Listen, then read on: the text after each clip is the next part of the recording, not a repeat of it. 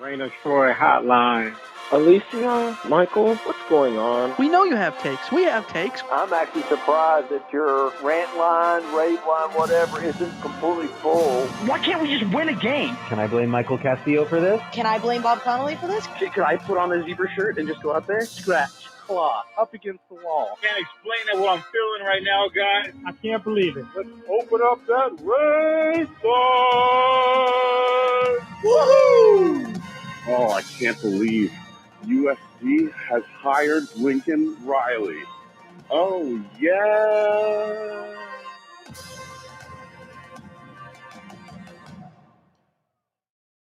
Hello, everybody. Welcome back to Rant Line Radio. This is the Carcast after USC's win. Hold on. What's this? Wait. Okay, we're just getting word. Yeah, SC has lost a third straight heartbreaking loss to Utah. Okay. All right. After the third straight heartbreaking loss to Utah, USC 34-32 is the loss. What can you say? We're here to talk about it in the Carcast. I'm your host, Mike Castillo, along with my co-host here in the Rancho Studio, Alicia Artola. Hello, everybody. Hello. I called you on the phone on the way home. Didn't want to completely blow the Carcast, but we talked before. Sorry, Keely. Sorry. And I said, like, how much do you never, like, from the SC perspective, do you just never want to see Utah again? It's like extreme, right? Good riddance. It has Good to riddance. be. It has to be maximum. But don't say good riddance. At this pace, At this point, they will find a way to meet in Vegas again. They'll meet, somehow. I don't know how it happens. Tiebreaker is how it works out, but knowing our luck, it'll be USC Utah in the Pac-12 title game inexplicably. Somehow, I don't know. By all means, enjoy the the Big 12. USC goes to the Big 10, and if I never have to watch USC play a Kyle Whittingham team again, I will be fine with that. Yeah, and the crazy one is Cam Rising suiting up in Bryson Barnes' jersey tonight. Maybe Kyle Whittingham's greatest move of all time. Yeah. What can you say? Welcome for joining us here live on YouTube. There's a billion of you guys here, and you were all waiting, and we appreciate you for that. Yeah, what can you do? SC loses an absolute heartbreaker tonight, a game in which, what can you say? The offense didn't perform well. The defense didn't perform well. They had a chance to win it in the dying moments. Did not happen. They could not get the defensive stop that they needed at the end. Utah came into this game ranked 122nd in yards per play. They averaged 6.9 yards per play, more than 2 yards their average. Bryson Barnes, third string Utah quarterback, looked like Al Roberson. 57 yards on the ground, 235 through the air, 3 touchdowns. Vaki. The safety? The safety. I'm pulling up the numbers right now. The safety? 200 and the safety. Yes, the safety. 217 all-purpose yards for Vaki. The safety who USC couldn't have even said they were caught off guard with, like Cal could. Right. Because last week they unveiled him as their secret weapon on offense.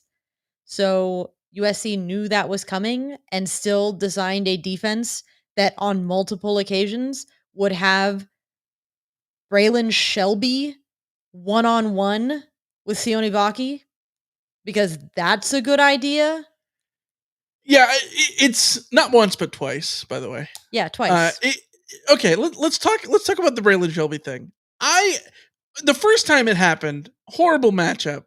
Yeah. And, good on Bryson. I keep wanting to call him Bryson Barnes, for seeing it, right? Like, if the game plan was make Bryson Barnes throw the ball and make him beat you that way, I don't hate that game plan.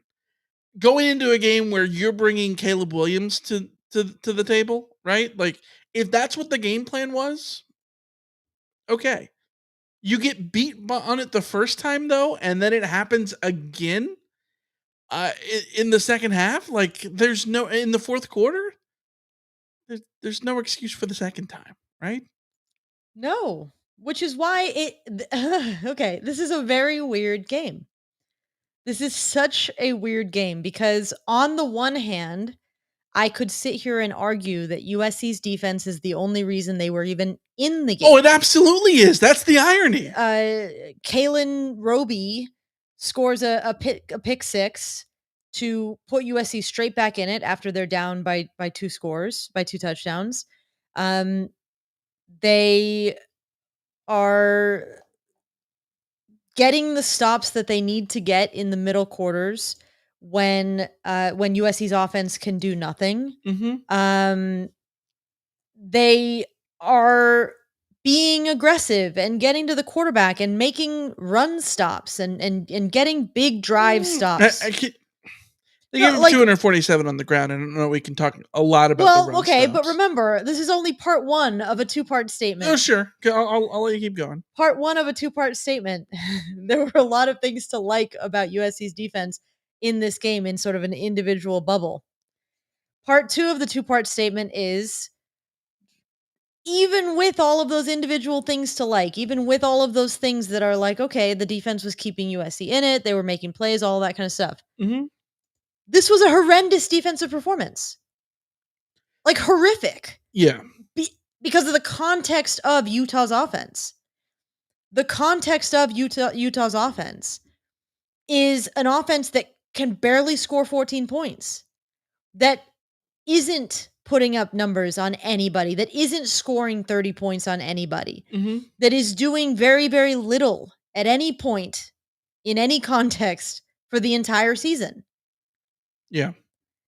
And USC goes out and, like you said, makes Bryson Barnes look every bit as good as Cam Rising. Like, who needs Cam Rising when it doesn't matter what quarterback you put out there if you're facing USC's defense? They're going to make you look like he looked. They're going to make your running backs also. Your running game is suddenly going to come alive. Yeah. Because USC's defense is only going to get stops 50% of the time, and the other 50% of the time, you are free to run along, sir.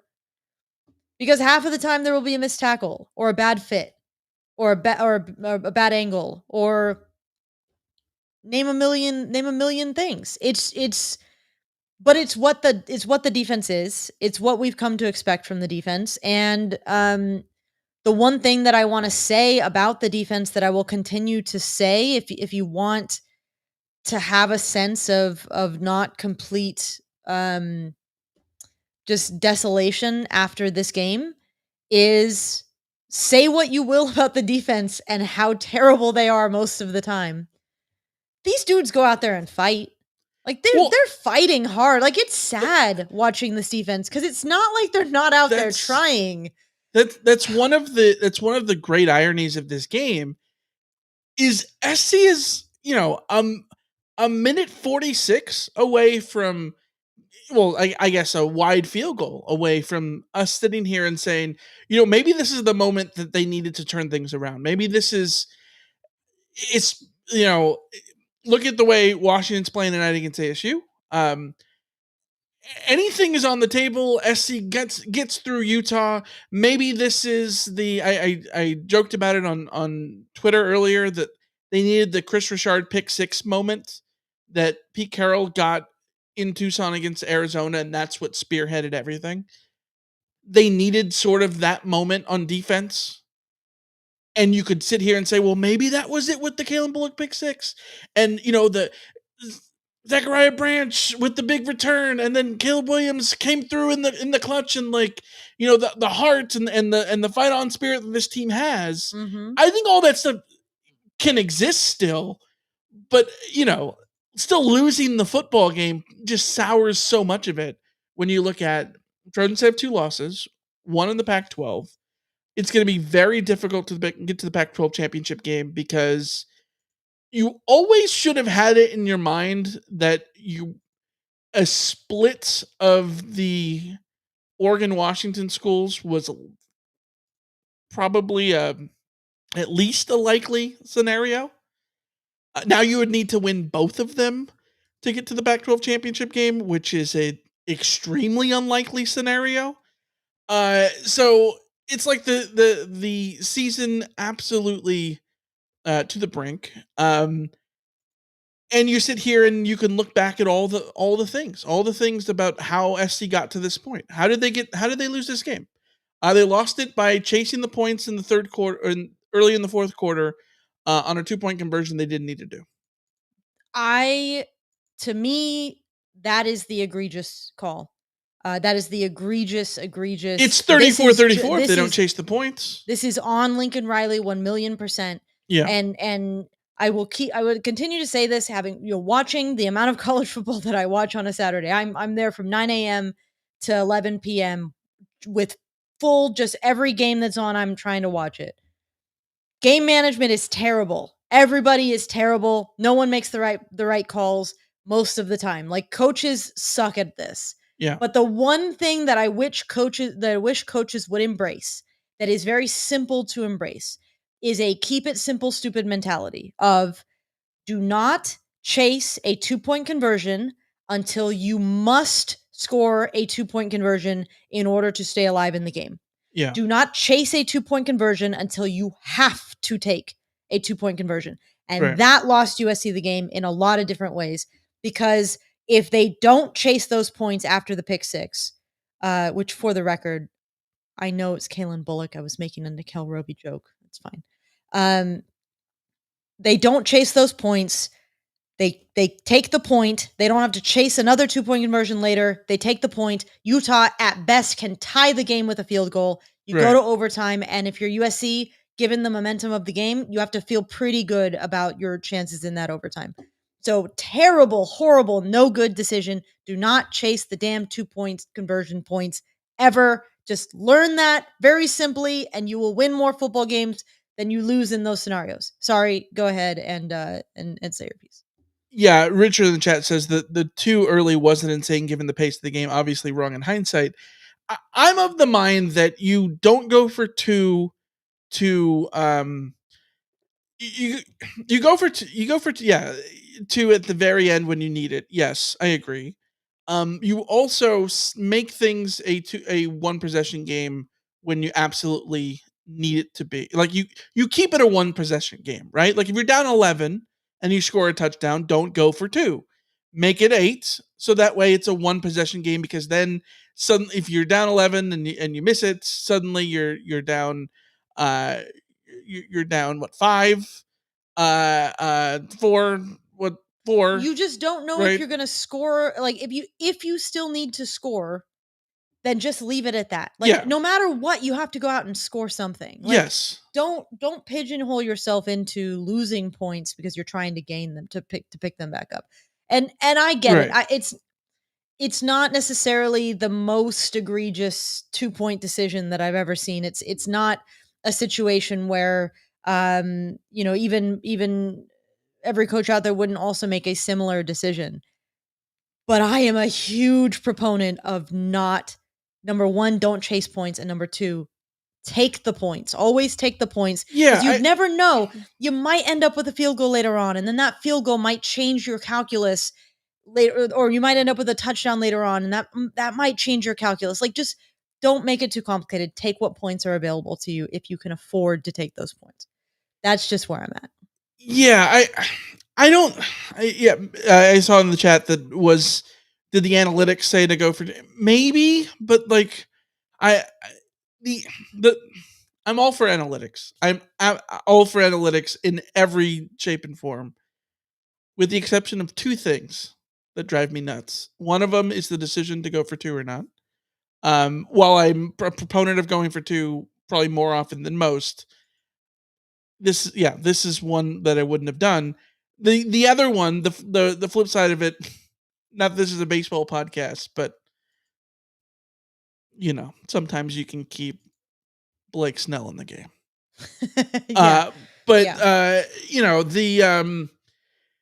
Okay, so the 2-point conversion, one reason that SC loses the game. The other reason that SC loses this game is they start out just absolutely on fire. 14 points.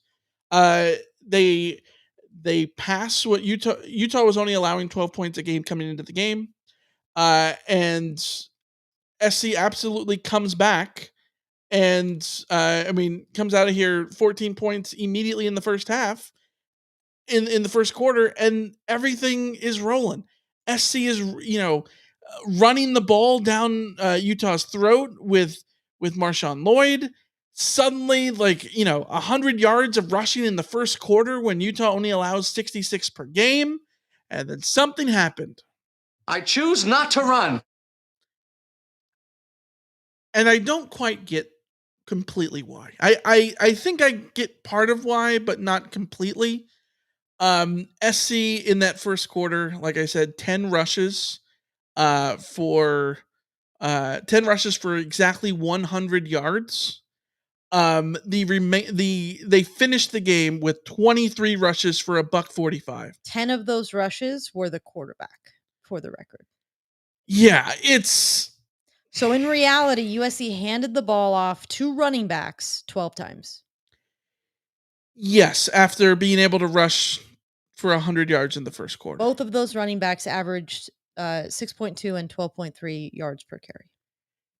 Yeah, and even if you take out Marshawn Lloyd's 45-yard long run, his average is still very good. Yeah, I don't want to spoil the over-under, but we did an over-under about sack-adjusted rushing yards per carry. SC's sack-adjusted rushing yards per carry in this game was 8. If you told me it was 8, there was no way that SC should lose this game. Yeah. But it's 8 because they ran the ball one time in the second quarter. Yeah. And that's when the second quarter is when a series of punts happens. SC punts the ball 3 times in the second quarter. At the end of the first half, they have a 7-play drive that gets 18 yards on a 2-minute drill that they get nothing with, but essentially continues with the punt. The first drive of the third quarter was a punt. The next drive was a fumble. SC gets field goal, touchdown at the end, but it was they needed to not have that drought in the middle of the game to go scoreless for so long. You just can't do it. And one of the things that I want to talk about the offense here is this is a Utah defense that we talked about is like Notre Dame. They're very good up front. They stop the run. They do all of those things, right? But SC was able to run the ball great in the first half, and I liked how the game plan initially was quick passes, little screens, little short things, not letting the offensive line become a potential weakness in the for the Trojans on offense, especially with the changes on the offensive line, Kingston and Murphy swapping positions. It seems smart. Take the pressure off the offensive line. The way that they called this game was what you should have seen in the second half against Notre Dame, which was all the screens. Take the pressure off of all the screens and everything quick in the passing game. Take the pressure off the offensive line. That was good in the first quarter, and it worked. Utah, whether they made adjustments or SC just completely strayed away from what the script was, is take your pick. But they go to the screen so much that Utah is able to completely take away the screens for the final 3 quarters of the game. And it's like, well, then go back to the running game and try it then. Allow your offensive line to fail before, if you were being preventative and it worked, cool. But if Utah adjusts and takes it away, okay, well then let the offensive line fail again to try to open it back up. But instead, because I choose not to run. Yeah. Instead that happens. And this is where I think it's fair to be very critical of Caleb Williams. I don't think he is playing well right now. I don't think he is passing the ball very effectively. And I think his management of the game right now is extremely poor. And it made sense against Notre Dame when the offensive line was getting blown up. It made sense against Arizona when the offensive line was getting cut through. But I thought USC's offensive line held up extremely well in this game. I thought they did their job. I don't think you can ask for much more from the offensive line. Yeah. And this is where really Caleb's. They also, like I said, they didn't have the chance to fail, which is it's nice. It's nice that the game plan was to give them a nice little cushy spot. Yeah. But if the offense isn't working by doing that, then you gotta mix it up a little bit then. Yeah, and you have to also be managing the game well. You need to be navigating what's in front of you. You need to be, if you are the quarterback and you are responsible for the RPO decision, you need to be willing to hand the ball off. You can't be Superman all the time. I know that his nickname is Superman, but like it's the double-edged sword of that is coming back to bite USC in the butt right now offensively because he's not willing to take what's there. He's just not willing to attack a defense in the simplest way. And he's taking the offense out of rhythm. I don't think it's a coincidence that USC's offense looked the best in the second half in the fourth quarter when they went to tempo, when they started moving quickly, not letting the defense sub, not letting putting the defense back on their heels, and taking it to the defense. Instead, 90% of the game is USC getting set with 25 seconds to go, having the offensive linemen in their stances, waiting 10 seconds, ending up with the defense having time to sub because they have to be given the time to sub, getting the sub back on with 10 seconds to go, Caleb changing the play at the line with 10 seconds to go, and then it's a rush and a race against the play clock. Yeah. And USC doesn't snap the ball with more than 5 seconds in the play clock most of the time. And it's very frustrating, and it's something that I think is indicative of Caleb not managing his game well right now, and he's not bailing himself out because he's not making great throws at the moment. And I am a proponent of, like, I am noticing the bandage on his pinky finger of his throwing finger. And when on the critical 3rd and 6 in this game, he goes back to throw and the ball just flops out of his hand. Like, I am one to put that on what is going on with his pinky finger. This is noticeable. It has been noticeable. It has been the thing that has held USC back in the games where USC's offense has not looked good. This thing has been there. So I'm not going to say that it's not impacting the play. But, you know, I think that is a huge part of why this offense isn't flowing right now, because the offense has to be flowing through the quarterback, and the quarterback isn't playing his best football. And we have seen him play his best football. And even when he's not playing his best football, he still gives USC a chance to win because he can do what he does with his legs, and he can, you know, he can make the plays, extend the plays to the point where he gives you a chance. Like, that's how special of a quarterback he is, that even when he's playing at barely 50% of what we know he can be, he's not playing very well. But the fact of the matter is, USC needs him to be playing well to win these games. If you want to win these games, your quarterback needs to be playing good football. And I don't think we're seeing good football from Caleb Williams in the ways that USC needs their offense to be playing good football. Because realistically, and we knew this from the start going in, that in order to survive having a defense like USC has, they need to be able to outscore an opposing offense. And and it's not just that USC scored 32 points, but USC didn't score 32 points offensively. They scored. There was the defensive touchdown. The defensive touchdown. And there's also a special team set up a score inside the red zone. So the offense is not pulling its weight. I'm not saying that the defense is either, but we expected the defense to have trouble pulling its weight. And in many ways, the defense is doing a better job of pulling its weight than the offense is right now. That can't be the case. Yeah. I want to give us thank you to Tim in the chat for super chat, and Hey. Scott as well. Scott says route therapy session. Thank you. I hope it is a route therapy session. And Tim says really feels like the program is in free fall. It's hard to keep analyzing these games knowing that the team is collapsing. I can't blame Caleb for this. I fully disagree with this. I don't think the team is collapsing. The team is collapsing. They would have completely failed in the second half. They are playing hard out there. I'm sorry. They are playing hard.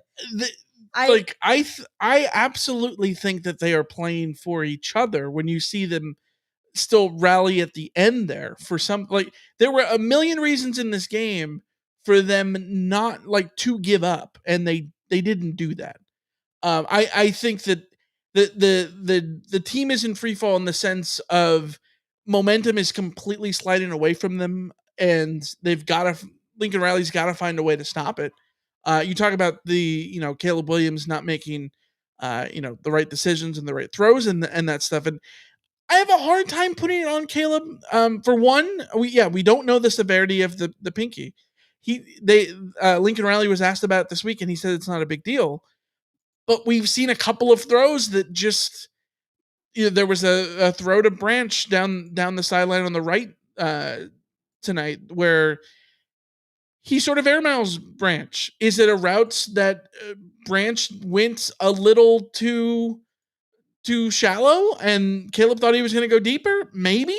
Or did he airmail it? I don't know. That we have to ask this question is part of the problem, right? Because SC hasn't been consistently getting those things to sort of go their way, which is why I think that you need to be, apprehensive of you need to anticipate the changes. You need to anticipate what those things are, and I think that the offense did that with the game plan initially, and then didn't respond when they got responded to. Two more super chats, thank you, Tim in LA, and Richard. Thank you, and shout out to Paul. Yes, and shout out to Paul. We see you, Paul. Tim says it's a super chat train. Thank you. Oh yeah, Richard. This one is for Paul. Yeah, there you go. Thank you. We appreciate you guys. My good old water. Yeah. My good old energy drink. No, it's all vodka. Yeah. I need it. Yeah. The other thing to mention here about the offense that I think that is worth talking about is one of the most frustrating things I think that can happen is when the players that you rely on the most are the ones that end up letting you down. Because Marshawn Lloyd had incredible touchdown at the beginning of the game, right? And yet he had his. Is it fair to say he had his worst game as a Trojan? I think he had his worst game as a Trojan. He had his biggest mistakes. Two biggest mistakes.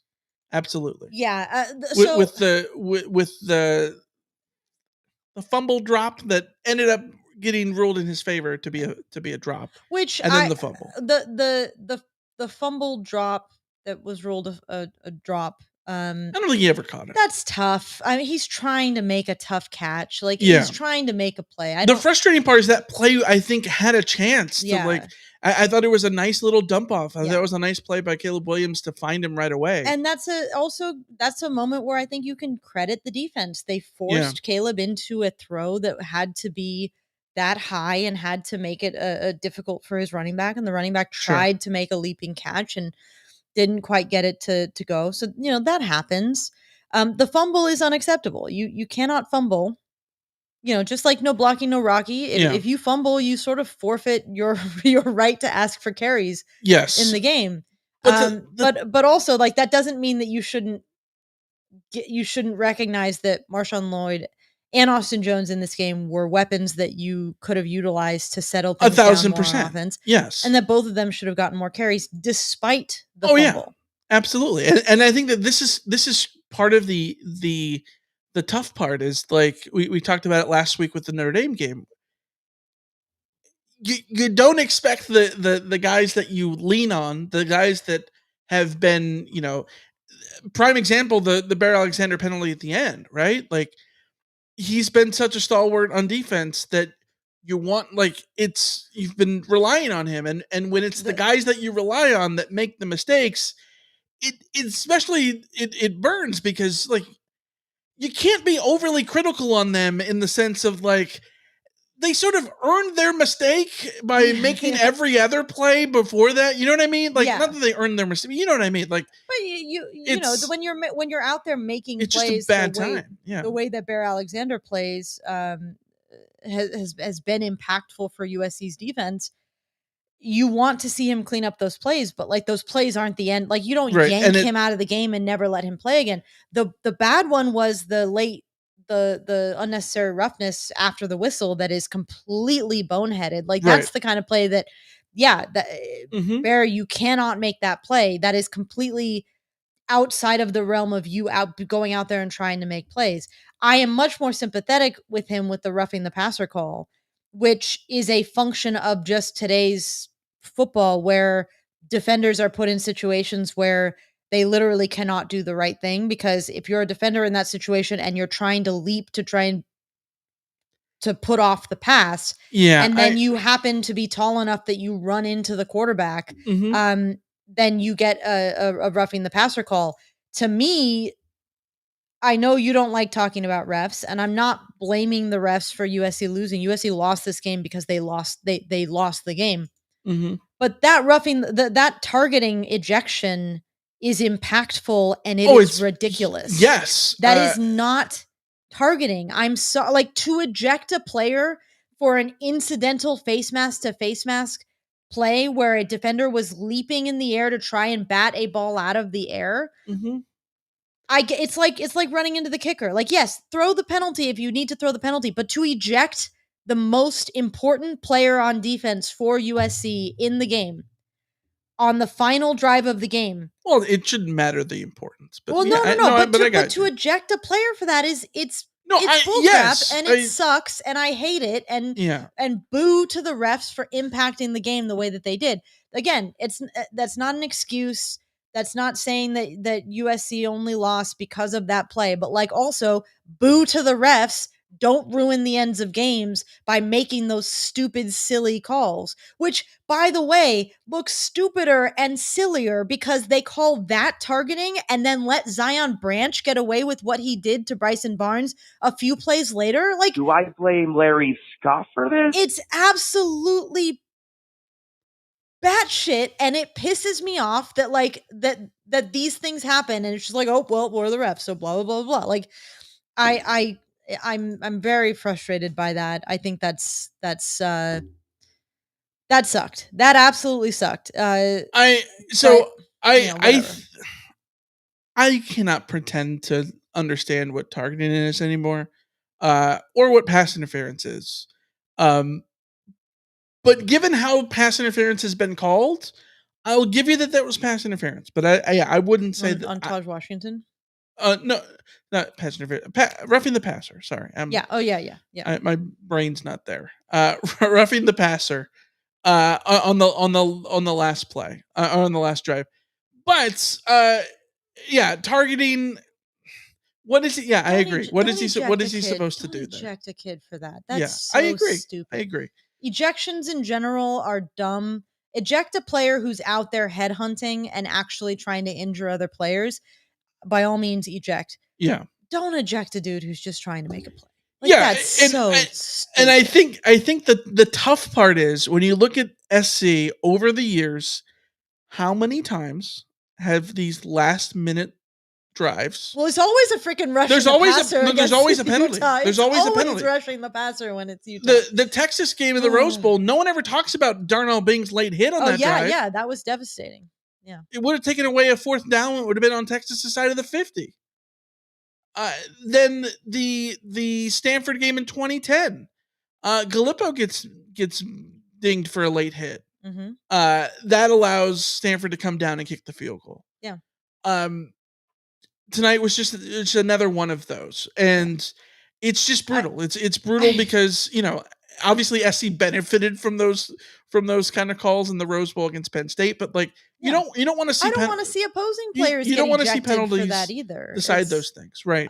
As Tim in LA says, can someone explain illegal blindside block on the defense? I am still mad at the broadcast for not going back and showing us what that was. Like, I think that's a failure of the broadcast. Is it a failure of the broadcast? Or well, sure, I'm not going to disagree with that one. I'm just saying, is it a failure of the rule or the ref for not? Like, there needs to be.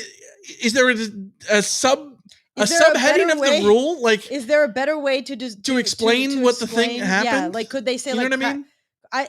Crackback, like maybe it was a crackback block, or maybe it was I don't know, because we literally never saw it. It just seems we like never got a view of a weird name for a penalty on a defender. Because why is a defender blocking? Yes. Like I don't know. Like I don't doubt that there could be something that that could have happened that was egregious and all those things. Yeah, but mean I just want them to show us it, and I want them to explain it. This is where you need a Hockley, right? Well, and yeah, but would have just, I mean, theoretically, they have somebody like that, and they just didn't go back to it. Which whatever. I mean, that's Hockley is as literally the referee explaining like blindside a blindside block on the defense, which means blah blah blah. Yeah. I think that would have been one of those things. But it's a night that SC absolutely will not want to remember. But the good news is it's a night that you might want to remember if you are in a legal gambling state, because guess what? Our friends over at DraftKings have upped the ante, and Trojan fans, DraftKings is running a new promotion that you won't want to miss. New users can place a $5 bet to instantly claim $200 in bonus bets. You'll also be rewarded with a separate no-sweat single-game parlay every single day when you opt in. All you have to do is use our code Reign of Troy, and using that code Reign of Troy not only gets you those bonuses, but it helps directly support this podcast, this very podcast. So if you're considering setting up for DraftKings, make sure to use the code Reign of Troy to maximize your first bets and parlays. This offer, of course, is only available to new users, new customers who are 21 plus and physically present in legal gambling states. Please remember to always gamble responsibly and check the episode description for the full terms of the offer to see if you qualify. But that helps support the podcast a lot, like the super chats. So we've gotten more super chats. First one is Nate. Thank you. Big thanks to Nate, who says, outside of the apparent injury, does Caleb seem a little disconnected? Seems a little off on the sideline as well. I would caution against reading into sideline behavior after a loss, because you're not paying attention to it after a win. To my eye, there's also not a camera on him literally 24/7. No, to my eye, Caleb looks the same on the sideline as he looked. He's a very chill, casual kind of dude. Yeah. When he's on the sideline, I don't think that we're seeing anything different from him. That's just my take. I think it's. I also think it's a little risky to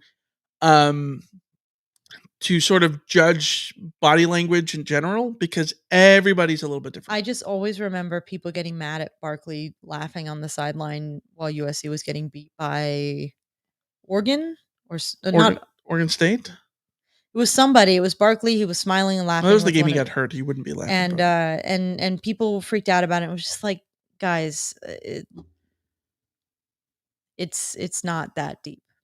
Yeah, some people respond to adversity, with laughter. I know that I do. Yeah. It's difficult. I don't think he's disconnected at all. I also don't buy into the idea that like he's too busy doing commercials and those kind of things either. I buy more into sort of the pinky being potentially a problem if it is. I also buy into the thing that we've seen with other, and we've gotten some questions. Kenny in the chat asking if Caleb is having a 2012 Matt Barkley-esque season. I think we've also heard comparisons to Darnold's second, the second season after Darnold's 2017, which to me is usually a situation where a quarterback is now further along in his development and is being given more responsibility in the offense and maybe not doing a good job with that responsibility. And I wouldn't be surprised if Lincoln is putting more on Caleb's especially shoulders. with Cliff there too. Yeah, and because they're ostensibly trying to get him ready for the NFL, and it might be too much, or what they're doing might not be working for him. Like I think those are very much in play. He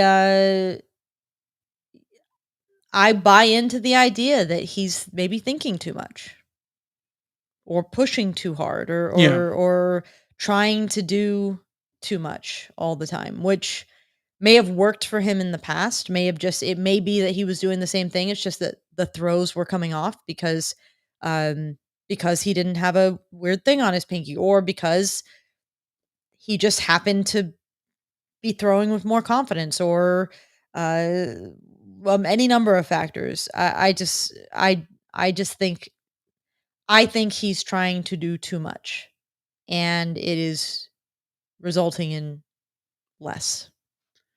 Yeah, I think that's a fair way of looking at it.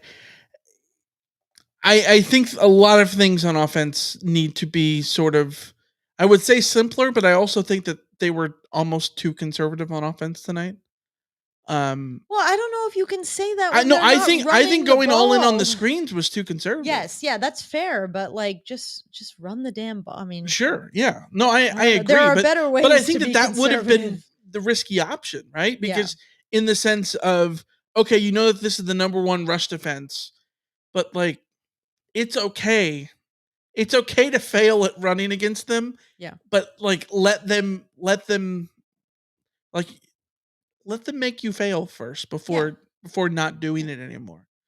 They were the number this is one like run the Blake Snell thing. Yeah. You take Blake Snell out when there's a man on. Yeah. And when there's a reason. You know to what I take mean? him Like, out. have a short hook.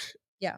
Yes, but Don't have the wherewithal hook. to have the short hook. Yeah. Don't have a premature hook. But they also need to go down there, which is why I'm against like the idea of like, oh, should Caleb Williams have just like slid there on the last drive and not gone in the end zone?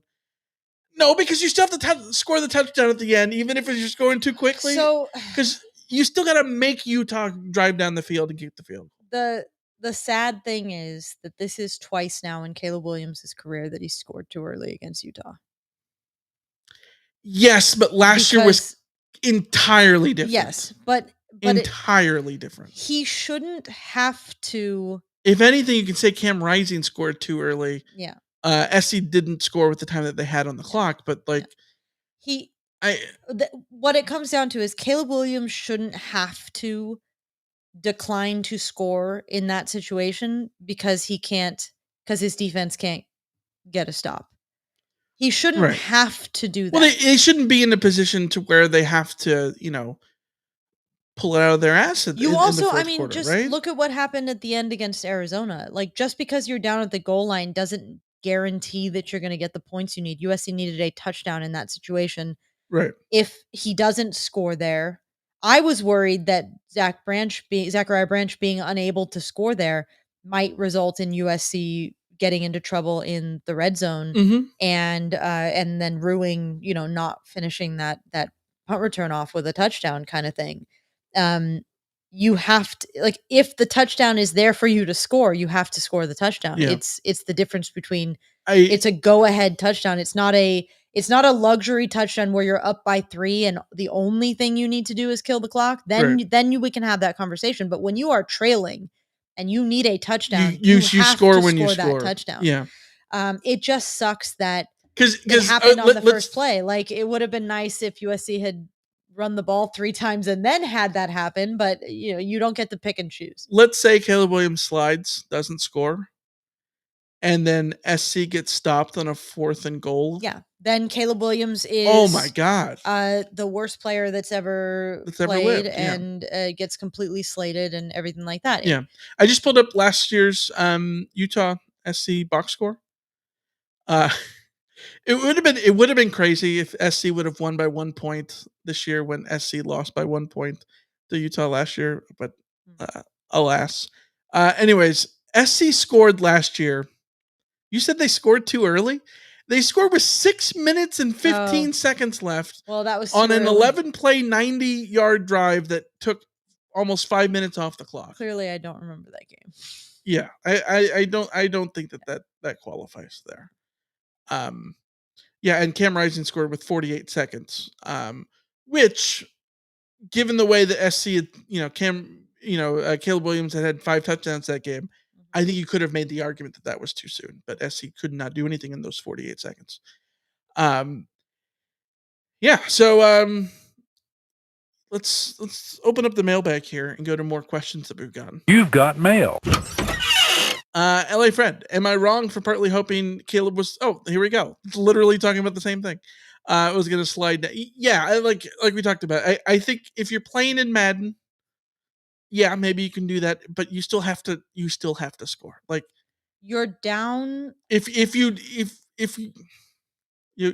you're down by 5 points. Yeah. You have to score a touchdown. In an ideal situation, you don't score that quickly. And like somebody said, USC had 2 2-point conversions that they failed to convert. Mm-hmm. You're telling me without a doubt that you can say that USC would not have been stopped? Yeah.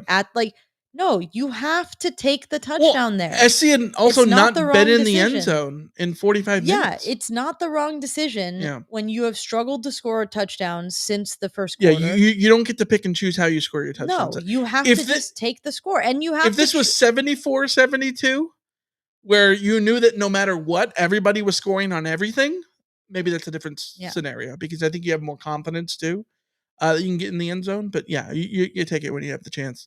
Les says, with Caleb's Heisman chase over and his season just okay, might he consider staying on another year? Absolutely not. No, he's going to go be the number 1 pick in the 2024 NFL draft. Yeah, the only way that he could stay is if there was some sort of like baseball rule where you can get drafted and then decide not to sign. Yeah, that doesn't exist because he gets drafted by the Bears and he doesn't want to. Yeah, and then the option is like force the Bears to, like, I don't want to go to the Bears, so force the Bears to trade me or come back to SC. But like, that's not how it works. Exist. Yeah, no, he's gone. Ron Murdy says, why was there no adjustment for Vaki, who was torturing us? This is the number one. There you go. This is the number one thing that I think that while you can credit USC's defense for fighting in this game, for getting some of the stops that they needed, for getting the defensive touchdown, you can pat them on the head for a lot of different things. But when it comes down to it, Alex Grinch once again proved that he is not the defensive coordinator that USC needs to move on to the next level, because this isn't just a Vaki thing. Every single game, somebody, it's a new somebody. It's a Scadaboo. It's a who is the guy who's Arizona's running back? I mean, there was the true freshman at Colorado who had never played before. Yeah, there's always somebody, you just get burned over and over and over and over again, and it's usually not like, it's one thing if it would be one thing, for instance, if McMillan Arizona, who's just an elite wide receiver, if he's just torching you, because it's just like, okay, he's just torching you and there's nothing you can do about it. And there's nothing you're going to do to stop him. But like, it's gadget and gimmick things that USC is giving up to all of these gadget and gimmick players. And they're very good at what they do, but like, you can't get beat over and over and over again in the same exact way with the same exact coverage. At that point, it's you. It's you and your failure to adjust or your failure to understand that, no, you cannot leave Vaki one-on-one with a linebacker or an edge rusher, as it were. It's happened too many times to give Grinch the benefit of the doubt here, so I'm not going to. However, I do think that it's interesting that Vaki's way of beating SC in this game, or Utah's way of having Vaki beat SC in this game, was primarily in terms of yardage, was through the air. And so I was looking at the stats. He caught one pass last week for -5 yards. So I wouldn't be surprised if they just had no preparation for him being used in the passing game. Which, okay, so you get burned But like I on said, that on but like that I said, one play, but then they not go back and run the same exact thing right. on the other side of the It's field. not and an it's excuse the same because result. we've seen these things happen over and over, Yeah, right? So like it's not an actual excuse here. No, yeah, it's at all. Yeah. yeah, I don't. Paul says in the chat, having Shelby covering a wide receiver or running back downfield is absolutely insane. Happened more than once. Yeah, and it's not just Braylon Shelby in that position. USC has put other players in that position in other games and gotten burned in the same way. Like, well, you just can't do it. This was the downside of SC not just getting more push up front, because they felt the need to have to go to have more lineman types and edge guys in the box. And then that ends up inevitably that one of them's going to have to cover someone out of the backfield in man. Yeah. And then you end up just getting torched that way, right? Like if they were able to get enough push on the defensive line in general, I don't think they end up in a situation where they have to, risk that opportunity. But again, it's that it happened twice. That's the problem. You get burned the first time, make sure it never happens again. You need to have a way of combating that a little bit. Let's see. LA Fred has come back with a rebuttal to the sliding thing. LA Fred says, I get all of that, but is it not debatable that it would have been easier to punch in the TD from the 1 yard line than having the defense get a stop? Yes. You don't know what's going to happen on that next play. But you also could fumble the snap on that next play. You could have a wide receiver tip a ball into the hands of a defender on the next play. You could have a running back you could have a running back fumble on the next play. You could have a bad snap that forces Caleb to run backwards 30 yards to recover a snap, and then you're on second and goal from the 40. Like there are a million things that can happen if you choose not to score a touchdown when you are down by 5 points. Yeah. You have to score the touchdown. The flip side of it is, I also can think that you can convince yourself that to take the risk on the defense, because again, if the idea was make Bryson Barnes beat you by throwing the ball downfield, you should be able to take that bet. But no, he ends up beating you because there's the personal foul penalty that moves him up 15 yards, and then there's the scramble. And it's the scramble that is what ultimately ends up as the final dagger. The defense came close. He didn't have to throw the ball. Close only counts in horseshoes and hand grenades. Right. I know that, but like they had the stop within their reach, and they didn't get it. Like that's the issue. It's not that Caleb scored a touchdown that he had to score in order to put USC up in this game. Right. I have a bigger issue with, again, chasing the 2-point conversions and putting your defense in a position where they could, if they let Utah get into field goal range, you lose the game. To me, the bigger issue is going for those 2-point conversions, or just simply not converting them. But when it comes down to it, if you are in that position and you are a player and you opt not to score that touchdown while you are currently trailing in the game, you are making like that. I don't think there is any coach on the planet who would coach their player to decline that touchdown. Remember, we see players decline a touchdown when they have a narrow lead. Right. And even when, and I have seen players decline a touchdown when they are tied and they just need a field goal. And even that, knowing #college kickers, is a dangerous, dangerous game to play. I don't want to, I don't think that is the right way to approach it. Yeah, we got another super chat from Irvine Cattle Ranch I meant to mention earlier. Thank you, Irvine Cattle Ranch. It says, Riley equals Dave Roberts. Okay, so I have a take on this. I'm glad someone mentioned it. Let's say that he does. Let's say that that's the case.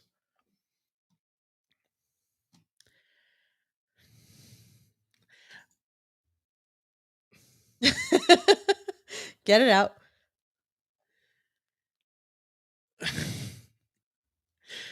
The Dodgers have won how many divisions in a row? Like, It's not too bad to be Dave that the Rogers- Dodgers Dave Rogers. lose a crapshoot tournament that we've stupidly decided is more important than a 162 game 6-month gauntlet in establishing the merit of a team, which is like if you were recreating sports, you would never do that. Like it would be stupid to make a random tournament at the end of 162. Like the British do it right. Like Europe does it right. Like playoffs shouldn't exist. It's the season, right? Like Dave Roberts is pretty good at that part. That's should be considered more impressive. And I'm going to bat for the Dodgers is insane here. I know. But But it's a really good thing to point out too, because you and I were having a conversation earlier today about Penn State and James Franklin, and I have long said that James Franklin is exactly the kind of head coach that I don't want USC to end up hiring, because James Franklin is what he is. He is good enough to have Penn State be one of the top 3 teams in the Big Ten every year, but definitely not good enough to get over the hump and to beat Penn State, to beat Ohio State or Michigan ever, right. to even beat a Clay Helton in the Rose Bowl, or to take you to the promised land kind of guy. He's just not going to get you there. But when you look at what he's done at Penn State, like, he is unquestionably at a decent level. This is the insanity. This is the frustration I have with college football, and college football discourse. And I say this as someone who does a podcast. So yeah, I see the irony. James Franklin, if the idea is that, his problem is that he loses to good teams. Yeah, that's how the game works. Yeah. You lose to good teams. Like, lose to good teams. He's only had one win over a top 5 team. Yeah, most teams haven't beaten the top 5. Like, that's how the game works. You know what I mean? Like, yeah. The judging everything, like I find this weird irony that, like, and I don't mean to go on this soliloquy too long, so I'll try to make it really quick here, but like every team in America is trying to ideally, hopefully, want to win the national championship, right? But we know that that's not true because there's no equity in college football, right? And yet, if you don't win that thing that you can't win because we've decided, like, it's very difficult to do that because there's 133 teams and there's not equity anyways, that's the determining, like, Riley is better than 98% of, Franklin is better than 98% of every other coach. So was Boa Schembechler. He didn't get fired for going 7-4 in 1982 or whatever. You know what I mean? Yeah. So, anyways, we got a bunch of super chats. More super chats. Let's go through these. 86 GOP says, I looked at their Big Ten schedule in 2024. They'll be lucky to win 5 games. I have them winning 4. SC fans, get used to records like Oregon State and ASU's. The real life in the Big Ten. Y'all are overvaluing teams. Yeah, well, thank you for the super chat. First and foremost. But y'all are overvaluing teams like Maryland, Minnesota, Nebraska, Rutgers, Wisconsin, and Penn State. Like, I'm sorry. I know everyone gets mad when I would USC be struggles. Lost to Minnesota 12-10 today. Everyone gets mad when USC struggles with Arizona and ASU, but like, Arizona and ASU are teams that are playing good football right now and actually being competitive.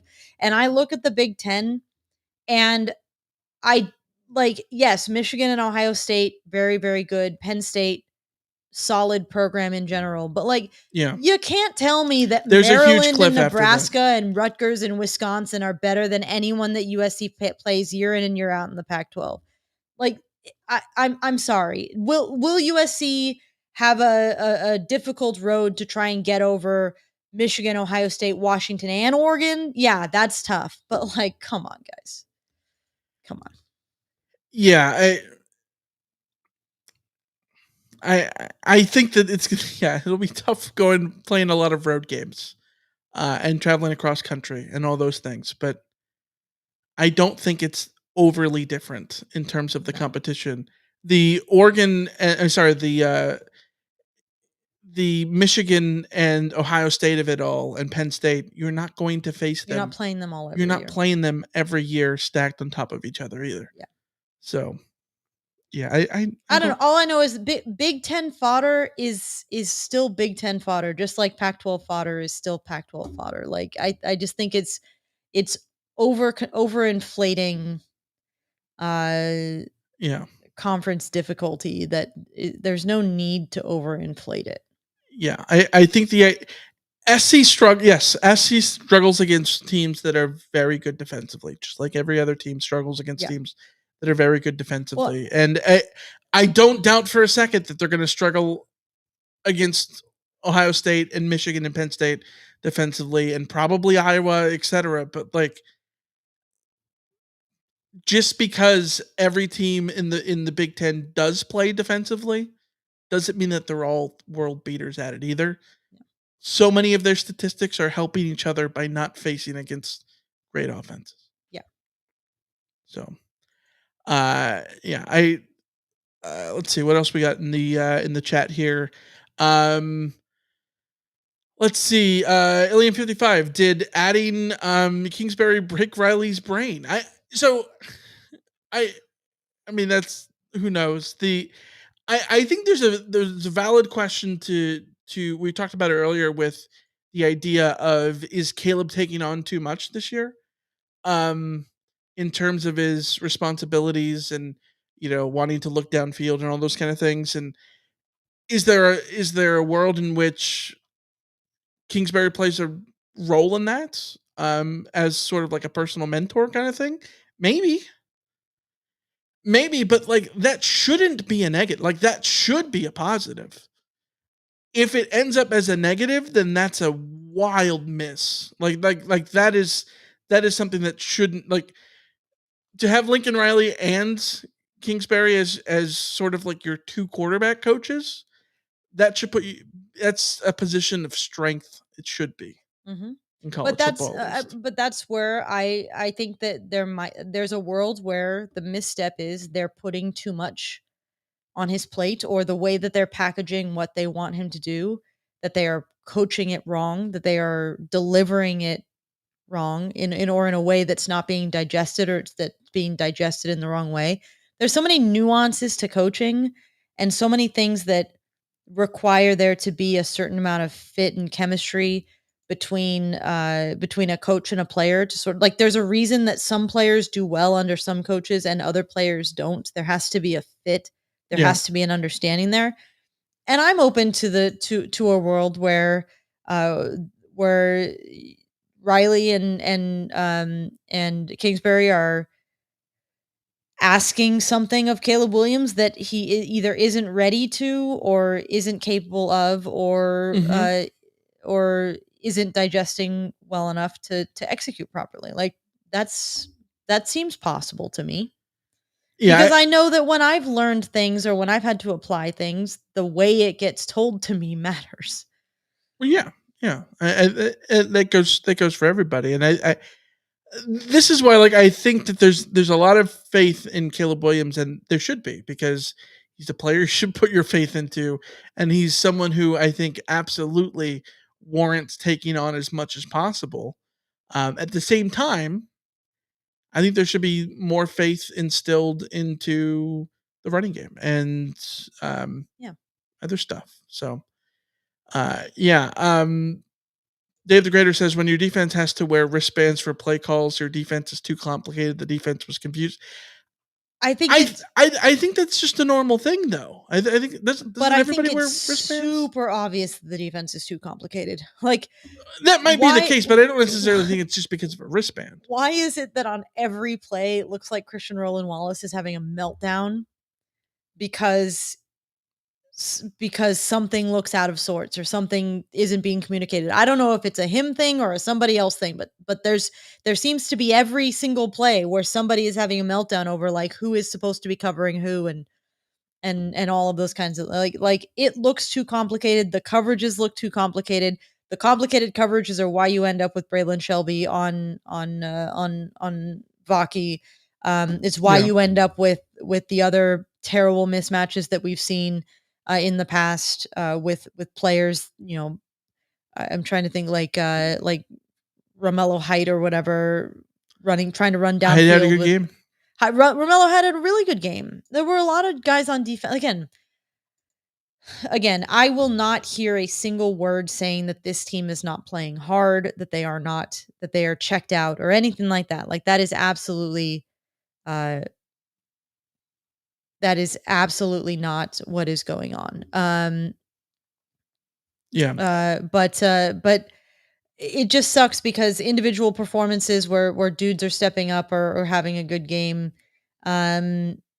get sort of wiped out by all of the other little things that pile up into the reasons why you lost a game. Like you never lose a game on one moment. You lose a game because on 15 different random moments in different random places, things happen. Yeah, we got another super chat from Timothy. Thank you. That says the team is playing very hard, but what in the program is trending in the right direction? If we were trending upward, everyone would be feeling better. Yeah, I mean, okay.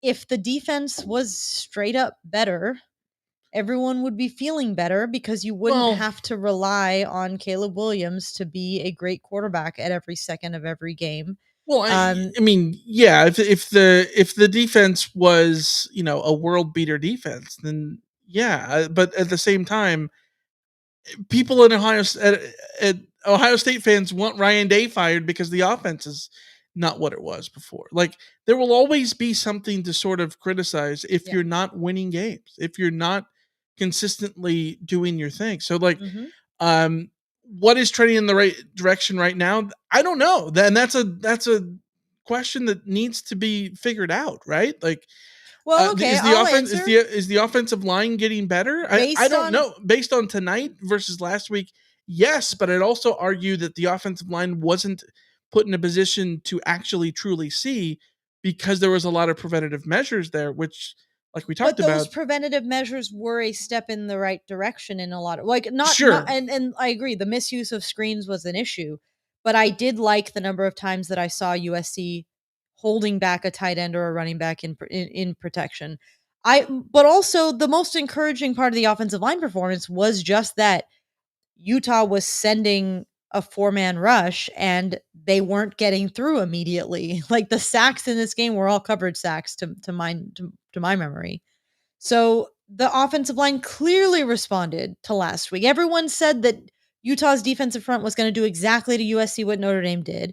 And that's just not the case. The offensive line responded. That's a very good thing. I think we're seeing performances from individuals on defense that are very encouraging when you have Solomon Byrd out there sort of single-handedly making plays on it to set up a pick six drive kind of play. When we're seeing more from Zion Branch, when Bear Alexander is that Branch was good. When Bear Alexander is... I got one. Okay. Keep going. Well, when Bear Alexander, aside from the penalties, is out there making a huge difference for USC up front on major plays when Romello Height is playing very well. I think Christian Roland Wallace continues to play rather well. I think that Jalen Smith continues to look like a player who has something about him. Like there's a lot of individuals there, which is why it's so frustrating because like I don't feel like the coaching staff is putting individuals who are good enough to be on a decent defense, that not putting them in position to succeed because the defensive play calls are terrible and the defense scheming is terrible and the and some of the other decision making on defense is terrible. Like it's very frustrating to me because there are nuggets there to work with, which is part of why I'm just like, I know everyone's frustrated. I know no one wanted to give up on this season, but also the solutions to me are extremely obvious. You make a new defensive coordinator hire at the end of the season and you go into next year looking for massive improvement on that front. And it just becomes very simple.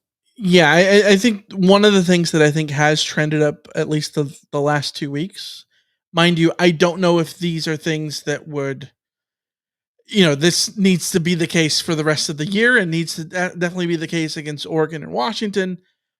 But I think the tackling has gotten better the last 2 weeks. Mm-hmm. That's fair. I mean, the tackling hasn't been the issue the last 2 weeks, but I think that sort of it speaks to one of the issues too, where we talked about before that if the tackling was just the thing that got fixed, the defense would be better overnight because they're getting the tackles for loss, right? Like so many times they end up in the right spot, but they just can't make the play. Well, they were in the right.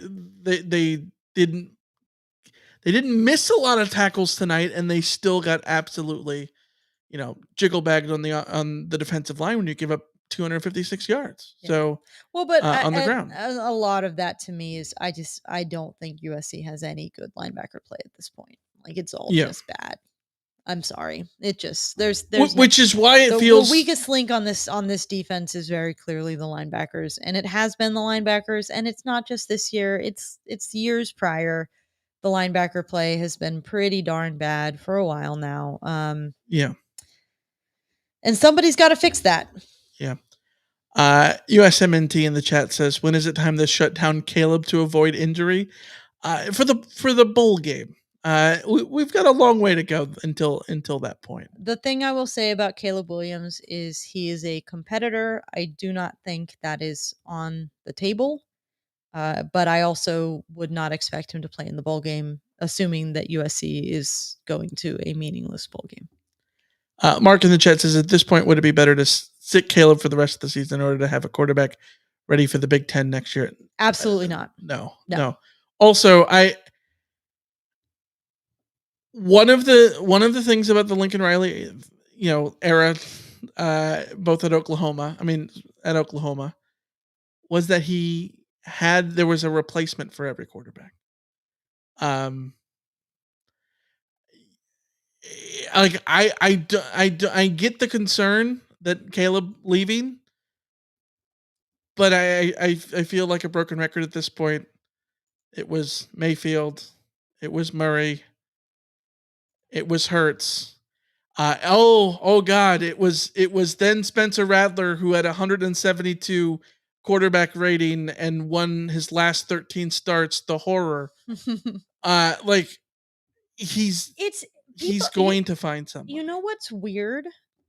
People are acting like USC didn't sign the number 13 Malachi player, Nelson, a 5-star quarterback right. in the class of 2023. Like people are acting like USC missed on the quarterback, that like USC did the Bryce Young thing and that long string of Tathan Martell and Bryce Young and every other quarterback down the Matt Corral, blah, blah, blah, that USC kept missing on the quarterbacks that they wanted. Like people are acting like USC did that thing again. No, they got Lincoln Riley got the 5-star talented quarterback that he wanted in the class of 2023. He has had an entire year to get that guy integrated into his system and will have the ability to have that guy, Malachi Nelson, compete for the starting job in the spring. And if Malachi Nelson is not good enough for Lincoln Riley, he's not that guy, then Lincoln Riley's going to get somebody in the transfer dip into the transfer portal and find somebody who is. I think it's insane. You and I have talked about this now ad nauseum, but it is absolutely insane for people to say, imagine this scheme without Caleb Williams, when it was Baker Mayfield, Kyler Murray, Jalen Hurts, Spencer Rattler, Caleb Williams. Like every quarterback who has played this scheme has been of a caliber that is upper echelon, if not Heisman Trophy level. So at a certain point, it's not just the quarterback. It is the guy who is picking the quarterback and the scheme that he is asking that quarterback to run. I don't think Malachi Nelson will be as good as Caleb Williams because I don't think you will have a prospect come through that is ever as good as Caleb Williams. Either he is or he isn't. But the one thing that, for all the faults that you can say Lincoln Riley has, picking quarterbacks is not the one. So no, Don't worry about that part. Yeah.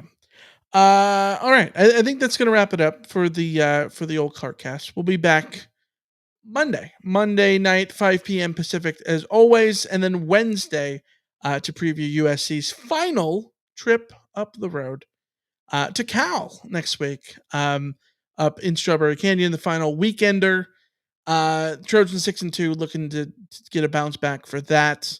We will be back Monday to dissect more of the Utah game and talk to you guys then. Until then, as always, give us your emails, rantandtroy@fanside.com.